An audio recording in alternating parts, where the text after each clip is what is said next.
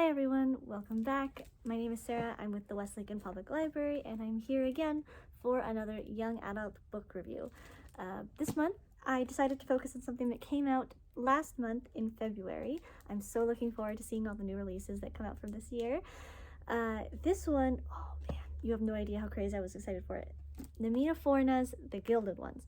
Now, when I tell you there is nothing quite like her style of world building, I mean it wholeheartedly. It succeeds in creating an entirely unique system of magic that I have never seen before, which is saying something because last month I read The Once and Future Witches, and I was blown away by that magic system in that book as well. Now, I should begin by prefacing this book does not hold back on violence aspect. It's a very battle-driven, aggressive style of book. It's very deeply ingrained in the plot, so if blood and that sort of thing doesn't sit well with you, this book might be a little difficult for you to make it through, but if you can and you don't mind that sort of thing, or you enjoy it and you like battle choreography and fight scenes, this book will definitely meet all of your needs.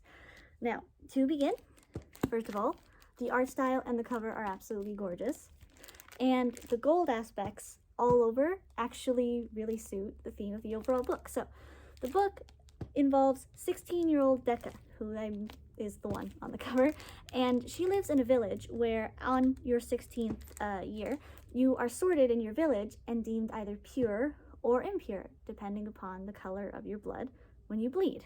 And when I first read that synopsis on the inside cover, I was immediately like wondering, how do you avoid getting hurt or bleeding for the first 15, 16 years of your life? How does that just not occur? And it actually is explained almost in like the second or first chapter that immediately after the girls turn 15, they cannot handle knives, they can't be near sharp things. If they are hurt and they bleed prematurely before their ceremonies, they are taken away, hidden in secret, their families disgraced. So it did a very good job at explaining that what I thought was going to be a big plot hole very early on. It also works very well to set the tone that this society that Decca lives in is extremely based in male superiority. All of their religion, all of their doctrine is very much reinforcing the fact that women were created to be serves for men. They shouldn't have any free thoughts of their own. They should be dedicating their entire lives either through prayer or to men. Their society has women wearing masks to hide most of their features, which they wear festival masks on the days of their ceremonies and their rituals. But the rest of it, their entire lives are basically to keep men from staring at them until they are married once they pass the ritual and be deemed pure. It was very well done. But they definitely try and drive that fact home. And Decca also, while having to deal with the constant misogyny that is ingrained into her society, deals with the fact that she herself is deemed an outsider right from the get-go, purity or otherwise. Her father married a woman that came from outside of their village, a southerner, and just alone based on that fact, the family was deemed strange. They were not invited to village festivals or ceremonies, and when a sickness swept the land and her mother died and her father became ill, it was up to Decca to help take care of the household, the family, and while her father loves her and dotes on her and is a very good and kind man, he couldn't keep her from the fact that the villagers only saw her mother in her. She took after appearing like her mother, and they just saw her as a southerner and not a northerner, and they didn't accept her at all. She was ridiculed and mocked for her skin color, whereas most of the other villagers are very fair, more like Norwegian, blonde, pale skin. She obviously didn't match any of them, and it was a struggle she dealt with her entire life. Her hopes lie on this impurity ceremony and show that she will bleed red instead of gold, and she will finally be accepted into the village, and she will finally be able to potentially get married, live a life that she deems respectable, and make her mother proud, and her father safe from the glaring looks of other people in the villagers. And it all comes crashing down when on the day of the purity ceremony, They are attacked by creatures called death shrieks, which are known all across their land. Horrible monsters. And something in Decca foretells this attack right before, moments before it happens. She feels them, and in the wake of the battle, she is injured, and she bleeds gold. She is deemed impure.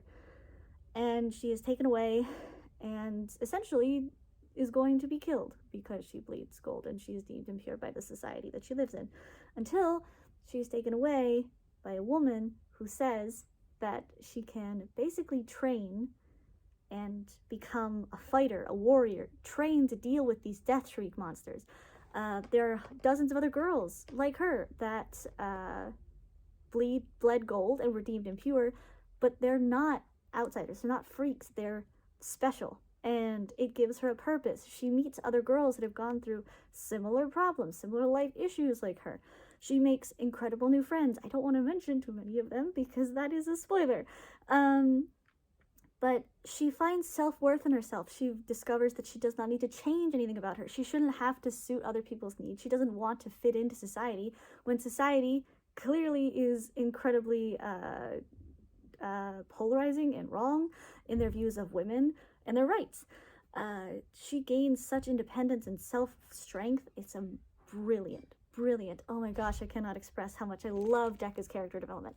I do believe there is a second book. There was so much going on in the ending that I almost got a little lost.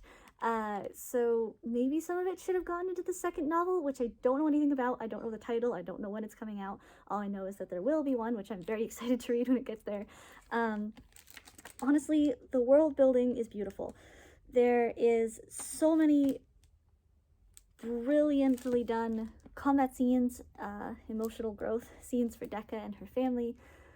I felt it was a tiny bit similar to, if anyone has read the Selection series, in that a girl is told and expected all of these things and then finds herself in a sudden rushed situation, and she's never found it in herself, and she has to overcome all of these things.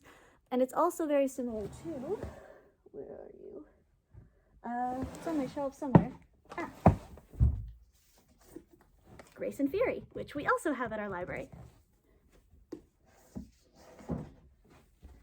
Grace and Fury is all about two sisters who end up on an island. One has to fight for her life, and the other has to basically earn the heart of the crown prince.